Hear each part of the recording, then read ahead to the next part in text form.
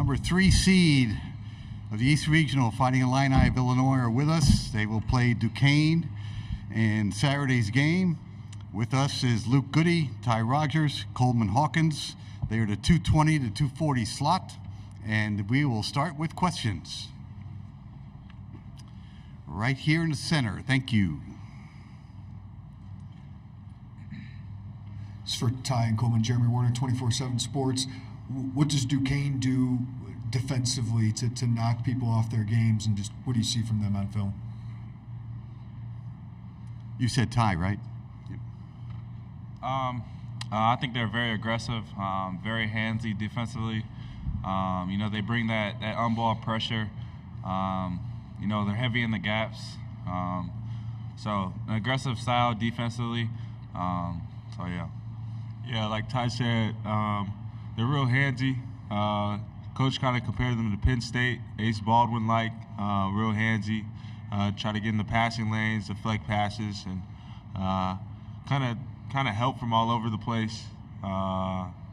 We just got to make sure we're secure with the ball, catch and receive passes with 2 hands, and Down here in the corner, gentlemen. Luke, Tim Benz from Duquesne Radio and Trip Live in Pittsburgh. Since the other guys answered a similar question, I'll go down a slightly different path relating to Duquesne and their propensity to try to win games in the 60s or very low 70s. Do you try to speed them up, or are you willing just to play their game if that's how they want to dictate it? What are you guys more prone to do in that regard? Let's start with Luke here and go straight to the right. Go ahead. Yeah, I think, after watching film on Duquesne, they like to control the tempo. They do a good job of that with their 2 lead guards and, kind of their supporting cast. And, something that we want to do is try and get out in transition. We've been doing that all year. I think, speed up the tempo as much as possible. But, this team isn't afraid to have a low possession game as well. There's been, some times in the Big Ten where we've had to have low possession games. And, if that's something we need to do to win, I think we're capable of doing that. I agree with Luke. I think we're just as good in the half court as we are in transition. So I feel like we can play either way, and we kind of just go with what the game brings us. Yeah, I think Morehead State tried to slow things down yesterday, and we just kept staying the course and stuck to what we did. And ultimately, once we got stops and rebounds, and we were able to speed the game up a little bit. So just staying true to our principles, staying true to what we do, not rushing things, and then not turning the ball over as well, I think is a big key, because, that leads to a lot of their points are scored off of fast break points and second chance points. So, just not turning the ball over and getting great shots. Right-hand side, gentlemen. Hi, Sam McEwen from the Omaha World Herald. I guess this is for Coleman and Luke. You guys have been a part of a lot of teams here at Illinois with a lot of star players, over the years. What maybe makes this team unique and maybe more equipped to go further in the NCAA tournament than some of those previous teams? Coleman, you're first. I think our biggest thing is our uniqueness. I think people are able to play multiple positions. I think there's just a different style of play. In my early times here, it was more so ball screens and high-lows. Now I think everybody here is created for their own, and we're playing through that. So we kind of don't run a ton of actions. We kind of just create for ourselves and make teams have to double team us and get out and run in transition. And I think that's been very beneficial for us. I think the biggest difference is just the togetherness and the maturity of our team. Especially this year, I think our team is bonded on a higher level than normal. Everybody on the road is hanging out in the hotel room. We're all playing Uno in the locker room before media. It's just a different type of bonding and togetherness that we've had this year. And I think, that attributes to winning those close games. I think maturity, too, as well. When you got, fifth-year seniors out there, Quincy, Marcus, Justin coming off the bench. You got Dane, who's in his 4th year of college basketball, Coleman. And you've got guys that have been in the program, Ty now first, 2nd year, Coleman and myself. We know what to expect. We know what Coach Brad wants and how he wins games. So we go into the games and into, preparation knowing how to help our teammates out and, what to do in certain situations, and I think we've shown that over the past last game and then the games in the Big Ten tournament. Right here to center. It's for Luke and Coleman. You guys know it's been 19 years since Illinois been to a Sweet 16. You guys were toddlers at the time. What's it mean to have this opportunity to be one step away and have the opportunity to be that team? Luke, you're first, please. Yeah, it's a great opportunity. We don't necessarily talk about that as much. That's more something kind of other people talk about. We just look at it as another game, another opportunity to win a game. Our goal after we won the Big Ten tournament, we said, it's going to last through Sunday night, and then once it hits Monday, we got 6 more games until the end of our season. So that's been our mentality. We haven't really thought of, records or anything like that or kind of the history of Illinois. It's more just like we got to focus on us, get ready for Duquesne, who's a great basketball team, and take advantage of this opportunity. Yeah, for sure. Like Luke said, I don't think it's really something we pay attention to. I think it's more so like been fans and, people who love Illinois, who want to see the program do great, kind of been nagging and pulling that, second weekend. But, yeah, like Luke said, we're kind of just focused on that next game, and this next game is Duquesne, and focusing on that, not focusing and trying to get ahead. I think if we go out and play hard, we'll have a good chance of playing that next weekend. So, on the aisle right here. Corey Christen, DK Pittsburgh Sports. This is for Coleman. How has Marcus's ability as a passer been able to open up opportunities for your front court? He's had at least 8 assists over the last 3 games. How has that ability been able to open up things for you? I think it's been great because whenever we're in our pistol action and he's backing defenders down, they have to double team because he's a strong guard. He's 6'5", 6'6", and he's bringing the ball up the court. And most guards are 6'2" and maybe smaller, or not as strong as him. So it's been great to see him drawing double teams, which gets people open. I feel like he makes the right play the majority of the time, and he gets the ball out when he needs to. And ultimately, it's led to backside threes and step-in threes for me and for other guys. So it's been great to see that. And if we don't have the shot now, we're playing in rotation, and we're able to rip drive, spray it to other people. So it's been really good to see him take advantage of that opportunity, and he hasn't shied away from it. So I'm proud of him.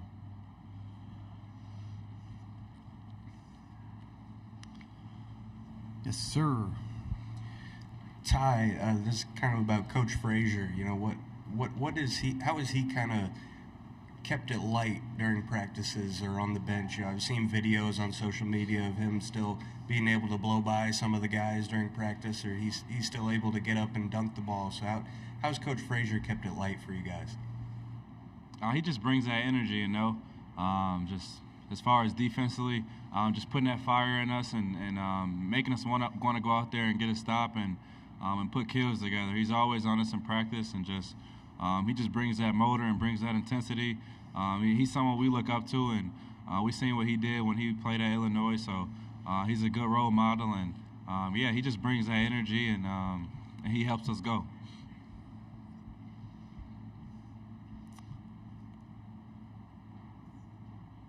This is for Coleman and Luke. Coleman, how does Dane change you, how the way you play, how the way the team plays when he's on the court? Same for Luke. Go ahead, Coleman.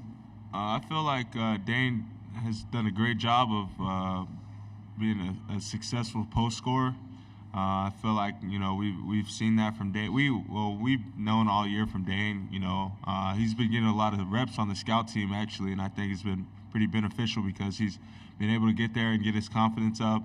I'm in there guarding him, and he's working on his game. So it's great to see Dane go out there, and it allows Marcus to have. I feel like Marcus and Ty kind of have like a pressure release, and Terrence, because I feel like every time we throw him the ball, and whenever he gets to the rim, I feel like it's going to be a bucket. So it's been great to see him kind of shine in these last couple of games. And I feel like it's been great for me defensively as well because he's able to guard bigs, and I'm able to slide off of guys and, kind of help from that forward spot or guard guards as well. So. Yeah, having Dane as an inside presence, it makes us that much harder to scout. You got Coleman, who's not necessarily a prototypical college big man with his back to the basket all the time, catching post passes. Coleman's more on the perimeter, looking for options that way. But Dane just brings a whole nother dynamic to our offense. He's a presence in the paint. I think one of the biggest impacts he's had over the past week and a half of games is his offensive rebounding. I think he's been great in the post. Obviously 9 for 9. That's special in the tournament like that, to have a performance like that was great from him, and it just adds another dimension to our offense. I mean, you talk about Coleman having the ability to pick and pop, and then you bring him in, move Coleman to the 3 and 4 to guard, and now you have an inside presence that can dominate a game and go 9 for 9. It's really hard to scout and it's hard to prepare for.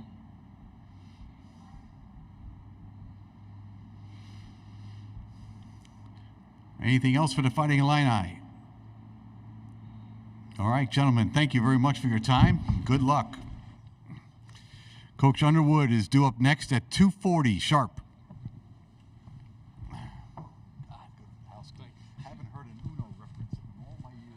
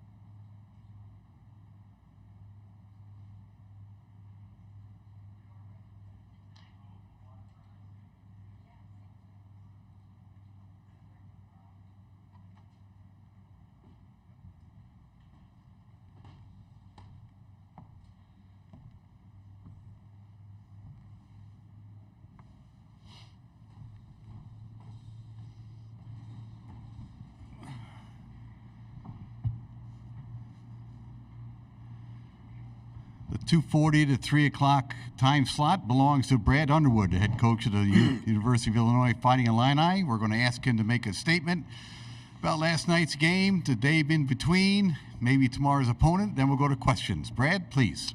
Well, obviously excited to be here. It was tremendous respect for Morehead State. Preston and the job he's done there is remarkable. That was a very, very good basketball team. Didn't love being down 9-0.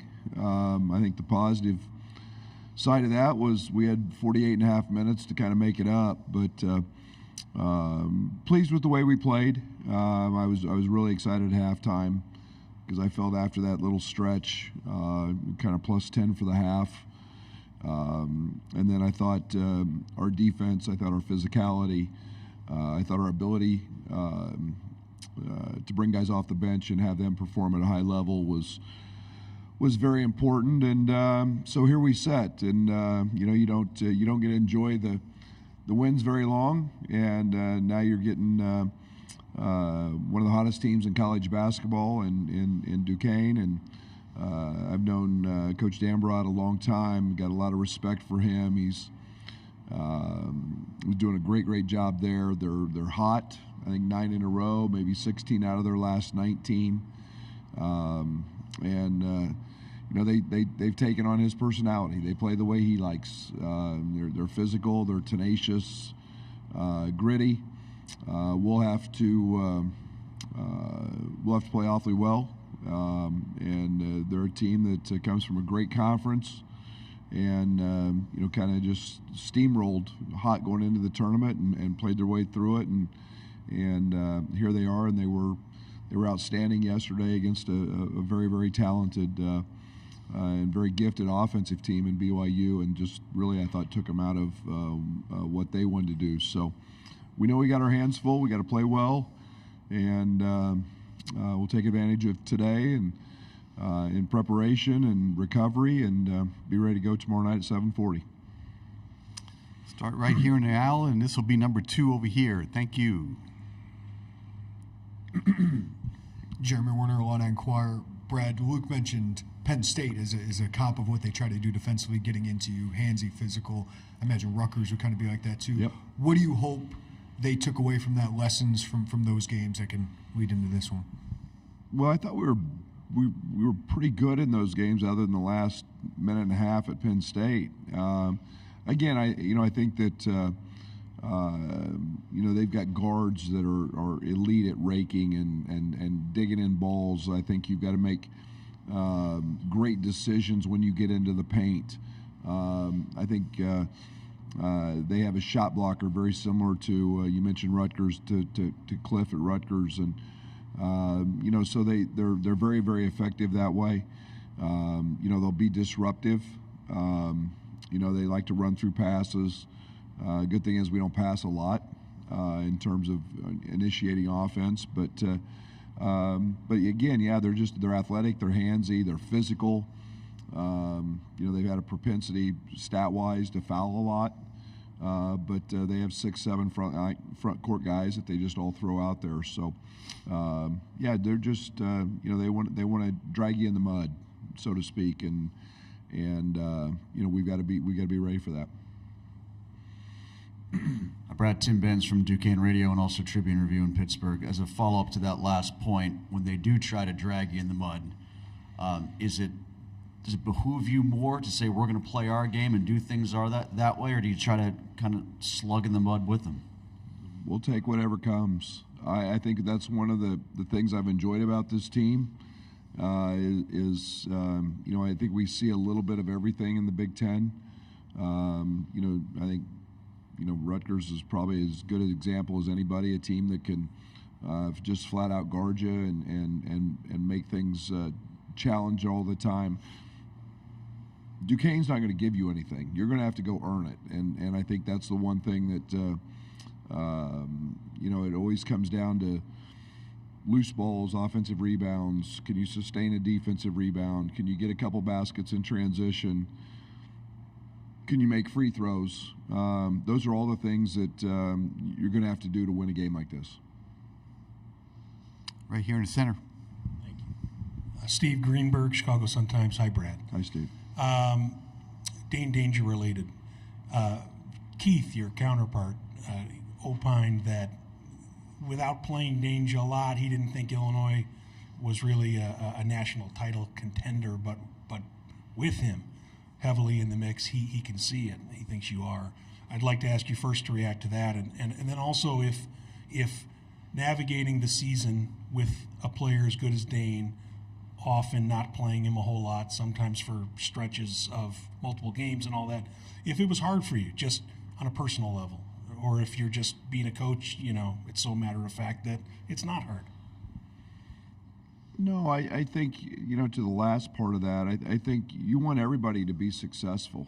And I'm no different than that. And, Dane has handled his situation as well as anybody I've ever seen, in terms of just being a prepared teammate, continuing to work hard. He's obviously always had to worry about conditioning. He runs extra. He gets on the VersaClimber extra. He does all those things. He's provided us great lift in the Big Ten tournament. He helped us early. Coleman was out for a stretch. And again, it took us a little bit. We're a non-conventional team a little bit with the way we post the ball, the way we score. We still don't throw Dane a ton of looks in post-ups. He's getting it, kind of organically through, playing flat on the baseline and getting into offensive rebounds and running. And so it's been a little different for him. But I'm ecstatic for the way he's handled it. And to Keith's point, I think we're number 2 in the country in offensive efficiency. A lot of that was he was a part of, but a lot of it he wasn't. And we posed a lot of people problems with a pick and pop 5. And so I don't know. Everybody's got their own opinion, but I sure like having him, and I thought he's been impactful and will continue to be as we move forward. We're on the right-hand side, and then Dawn, we're in the last row on your side. Sam McEwen from the Omaha World Herald. Hey, Coach. I wanted to talk about Coleman Hawkins and just his development over the course of 4 years. He's that pick and pop 5 you're talking about. How has he maybe grown as a player, and how dangerous is he and tough to guard for opposing teams at this point? Well, he's grown immensely. And when you're around him every day, and the people who have seen him, he should be what the picture of a college student athlete looks like. He's run the gamut. As a freshman, wasn't ready physically. Played some on a good team. As a sophomore, we probably gave him too much too early. He hadn't earned a starting spot. That team was really good. We played him a lot as a 4-man. There were challenges with that, and he got benched. And he handled that adversity great. He's always been a great teammate. He's very, very competitive. Last year he's thrust into a leadership role with a team of a bunch of freshmen, 2 transfers, and Terrence Shannon and Matt Meyer. And, he's forced into a leadership role, so he's had to grow up very quickly. And then this year, it's just all kind of been a culmination of all of those learned lessons put to use, with some transfers that have been awfully good, with some veterans, and his role. And, as a pick and pop 5-man, he's been special. We had a conversation early in the year. We needed him to shoot. He's a terrific shooter. When he shoots the basketball, he's very, very effective defensively. He's guarded everybody from Zach Edey to, smaller, quicker athletes. In the Wisconsin game in the Big Ten tournament, we slid him over to guard A.J. Storr. So his versatility on that end, his intelligence on that end, have played a huge part in our success, and Coleman's got a bright future. Hey, Coach, Zach Pyatt with the Champaign News-Gazette. I've seen on social media Coach Frazier turning back the clock a little bit. He's able to blow by some of the guys, defend some of the guys, and even getting up and still being able to dunk the ball. What all has he provided for the team the past few years as far as just, keeping it light and fun with the players? Those have to be photoshopped. There's not a chance in hell he's doing that. No, Chester's competitive. I think there's assistant coaches have tremendous roles in relationships with players and development of players. We've stated since the day I took over, we were a development program. There's a lot of facets of that word development, and it's not just on the court. It's off the court, it's the weight room, it's nutrition, it's academics, social issues, and Chester, the rest of our staff all do a great job. But Chester's fiery. He's a great competitor. He gives us an emotional fire sometimes, and most every day, to be very honest. And he has the ability to be an everyday guy and bring it, and that carries over to our team. Right here. Thank you. Thanks. Given the intensity of the lifestyle you lead as a high-level coach, is there any part of you that sees that Keith is stepping down, and is there a sliver in there that envies the idea of downshifting, maybe doing something else, going slower? No, I think that anybody who's done this for a long time, and Keith has done this and for long enough, for a long time. I think that the profession is changing. It's getting harder. It's not getting easier.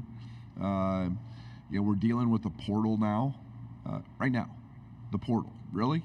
This is the greatest moment in time for a college coach and a team. All of that takes away from maybe other things. And as you get a little older, you get a little different perspective on life, on truly what's important. And so I've got a great understanding of people wanting to step away. I get it. Am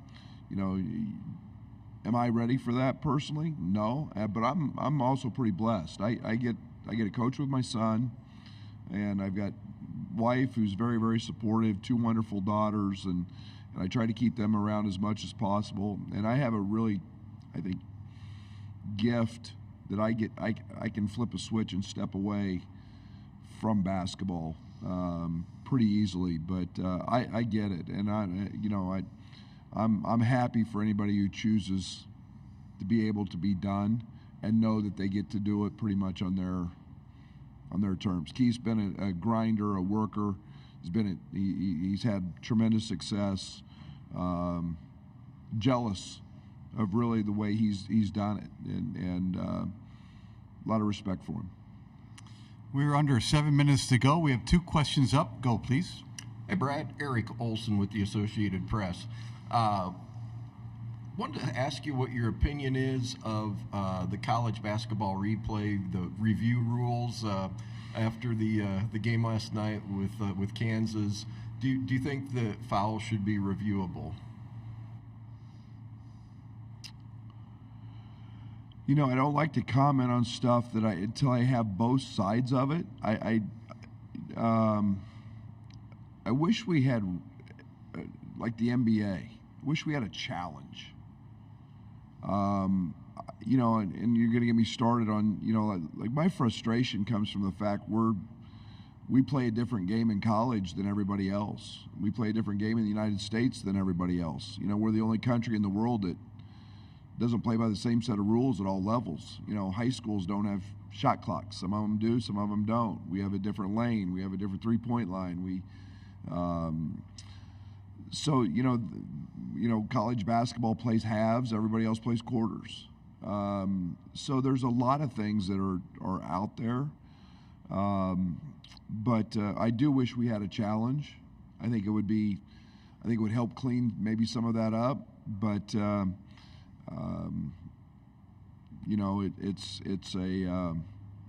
was the tough play. and you kind of live with the outcome. Right here. I'm going to have two, if I could. But Brad, Luke has always seemed ready in these moments, postseason moments. What is it about that? Or what is it about him that gives him that and the consistency that he's brought to your program? Yeah, and Luke, was it 2 years ago we played Houston, and we were without Jacob Grandison out with an injury, and man, he stepped in as a freshman and just was tremendous in these moments. He's not afraid. Luke has tremendous confidence. He's got a swagger about him that allows him to go out there and be successful. He puts in the work, so I think he's confident in his abilities.